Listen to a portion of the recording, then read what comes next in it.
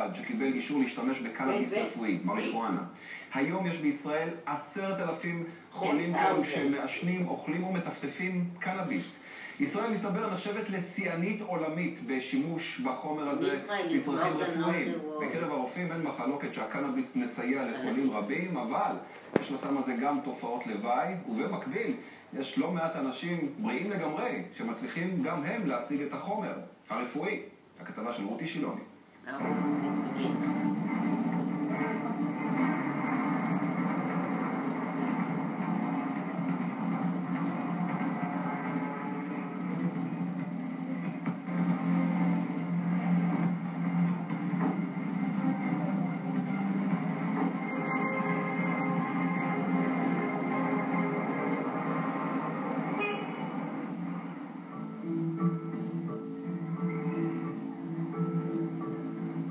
כשהמשלוח מגיע סוגרים את החנות, מאחורי הסורגים ממיינים שוקלים מסביב במגירות, רק אחר כך מספיק בטוח להכניס את הקונים.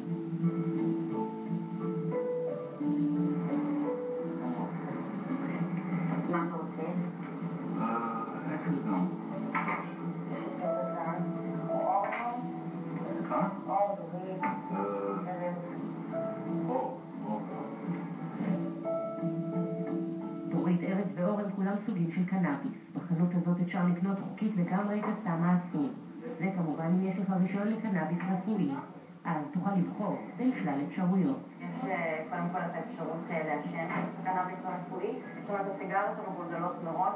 יש לנו את השמן קנאביס שלנו. אופציה נוספת זה בעצם הקפסולות שלנו. הקפסולות יכולות להיות מלאות גם בזנים השונים וגם בחוזקים שונים. יש לנו את כל מוצרי המזון שלנו. מדובר בעוגת בראוניז, בעוגה אישית, במאפין. יש לנו עוגיות.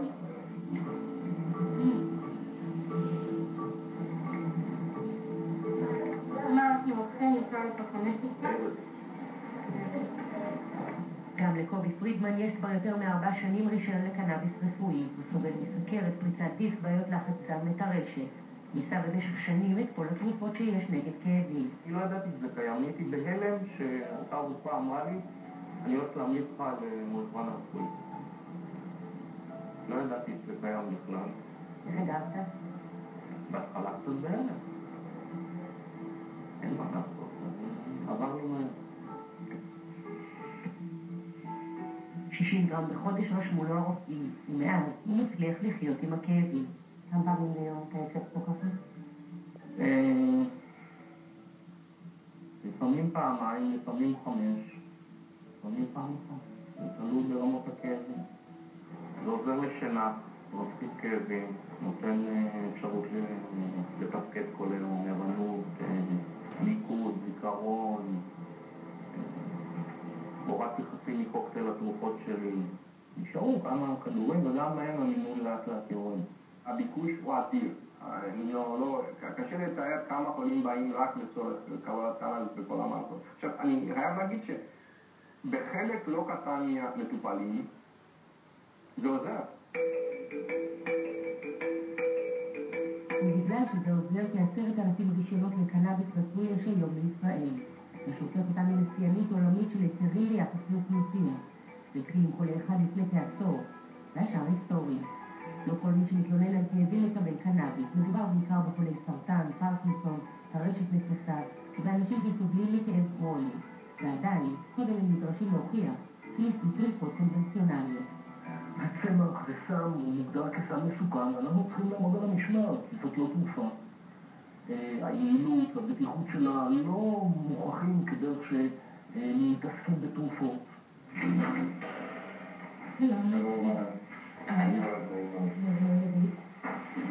עידית אברהם הפיצה לפני חצי שנה משהו שיעזור לאמא שלה בת ה-82.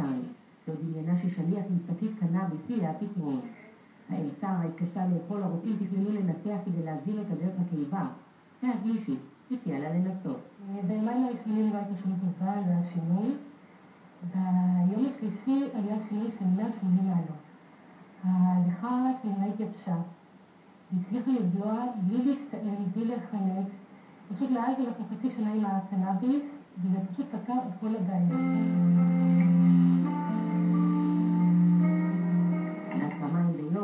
תערוכה עם בפרצת עלי הקנאביס, ניתוח כמובן, בוטל. יש לו המון תכונות טובות, הוא משכך כאבים, הוא מרגיע, הוא משפר שינה, הוא משפר תיאבון. רוב החולים שמגיעים אליי, לפי דעתי, הקנאביס הרפואי עוזר להם ויעזור להם.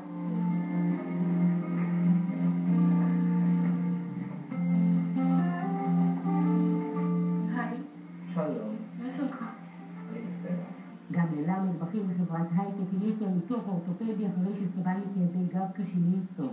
עד שהגיע לדוקטור שיף ברקת שהמליצה על הקנאביס. לקחתי שאיפה לפני שהלכתי לישון, ולראשונה מזה 5 שנים ישנתי כל הלילה. שזה היה באמת מדהים. מה שברור לי לגמרי זה שמצד אחד זה מעבר כאבי הגב, והשני אני לחלוטין לא יכול לקחת את זה במהלך היום. למרות ששמח לספר לנו על ההצלחה בטיפול, הוא עדיין מעדיף שלא יזהו אותו. לצערו לא כולם עושים הבחנה בין מריחואנה רפואי, או לא. אני צריך, מחר בבוקר אני צריך לצאת מהמשרד שלי ולפגוש אנשים שצריכים לתת לי הרבה מאוד אמון, וצריכים ללכת יד ביד לעבר פרויקטים מאוד גדולים שאני אמור לעשות איתם. אני לא יכול להרשות לעצמי להיות מזוהה עם סטיגמה כל כך ברורה של סטלן, של מישהו שמעשן סמים. אתם נעלבים בשם הקנאביס? אני מאוד נעלבת, אני נעלבת כי 3,000 שנה הקנאביס היה במכלול הפרמצטיקה העולמית בתרבויות הכי עתיקות בעולם, וסך הכל 70 ומשהו שנה זה לא חוקי. 8 חברות קיבלו אישור ממשרד הבריאות למכור, להפיץ, לגדל מריחואנה רפואי. הם מוכרים אותה לחולים לסכום אחיד שקבעה המדינה, 370 שקלים, לא משנה מה המינוי.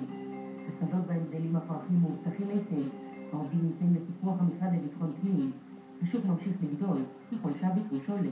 אין לי תרופה אחרת שחולה בא ואמר טעמתי מאנטיביוטיקה של סבתא שלי, או בדקתי את התרופה ללחץ דם של השכן שלי. פה כל חולה שני בא ואומר למעשה, אני רוצה לקבל קנאביס. הבעיה היא שנתקעים עם אנשים שלא מוכנים לשמוע על שום דבר אחר. יעשו כל דבר ויחליפו רופא, ויחליפו מרפאה, ויחליפו בית חולים, ואם לא יפכו את השולחן. אנחנו לצערי צריכים כמעט כל פעם בשבוע להזמין איש ביטחון.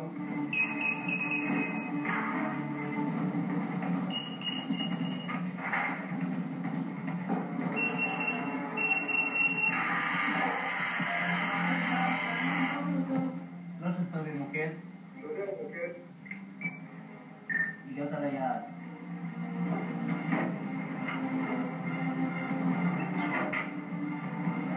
בשלב הראשון הרכב הגיע לבית החולה. בשלב השני ביקש אישור לפתוח את הארגז. הפתיחה מתבצעת מכאן. הוא הוציא את ההספקה הרלוונטית של החולה, ואיתה הוא ניגש לחולה הביתה. במקום סודי במרכז הארץ מתנהל פרויקט השינוע בכבישי הארץ. חלק מהחברות בחרו בדרך הזאת להעביר את מאות הקילוגרמים של המריחואנה מהשדות ועד למרכזי החלוקה ולבתים של החולים.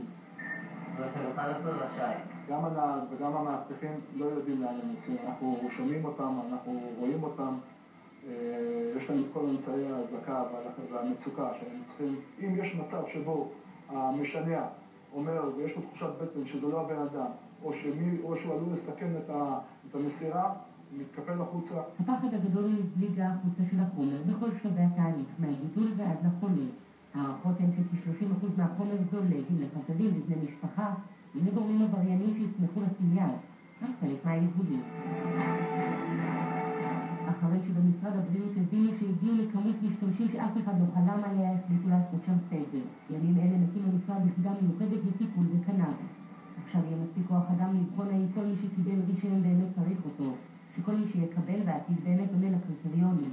זאת כמובן מעבר ליעילות הבירוקרטית. הנושא הזה עלה מתוך הצורך להסדיר את הנושא, להפוך אותו למשהו שהוא יותר ממלכתי. יש היום 10,000 אנשים מורשים, זה כבר דורש אדמיניסטרציה, זה קבוצה לא קטנה של אנשים, זה גם דורש ניהול יותר נכון.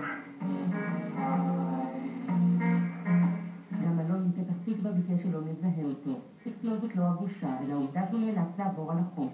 הוא סובל מבעיות גסטרו, 3 פעמים קיבל תשובה שלילית לבקשה לקנאביס, עד שנאלץ לצאת לשוק השחור.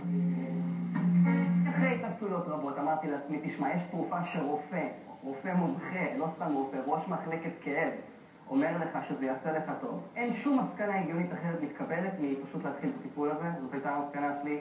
הבנתי שאני אצטרך לעבור על החוק. הבנתי עם זאת שחוק זה עניין שרירותי תקופתי. צריך לזכור, הקנאביס מפיץ בחוק מכיוון שהוא מוגדר כסם גם כשהוא רפואי, ותופעות הלוואי שלו אפילו שהן מעטות עם תופעות לוואי של סם. שלטשטוש, קושי לתפקד, להתמצא בזמן ובמרחב, שלא לדבר לנהוג. מצד שני, עם סיפורי ההצלחה של החולים, קשה גם למשרד הבריאות להתווכר. יש כאלה שזה לא מסייע להם, אבל הם נהנים מאיזושהי תחושה שהרבה אנשים היו רוצים להגיד בשני של מסלוליות, של איזה, אם זה טיפול לכאב, סימן שאלה מאוד מאוד גדול. הפחד הזה הנוראי, שמא זה יהיה יותר מדי נפוץ, זה לא פחד רלוונטי לחולה. החולה, האישי, הפרטי שלי, שבא אליי עם כאב, זכאי לקבל קנאביס. לגבי המלחמה הציבורית וזה, זה מלחמה אחרת. פיתוח והשם הסמיך של הקנאביס מנסים כל הצדדים למצוא את דרכם. הרבה אינטרסים, כסף, האמוציות יש בסיפור הזה. אבל את 10,000 בעלי הרישיון מעניין רק דבר אחד, שאף אחד לא ייקח מהם את הדבר האחד, שמעניין להם את הכאב. לא יקרה להחזיר את הגלגל אחורה, כי גם באופן מוסרי, אם בסופו של דבר 50% מהם הם חולי כאב ועזרת להם, אתה לא תעניש 5,000 חולים בגלל איזושהי בעיה של חוק. אני לא חושב שזה יהיה נכון, צודק או חכם לסדר. נצא לעוד הפסקה, לאחר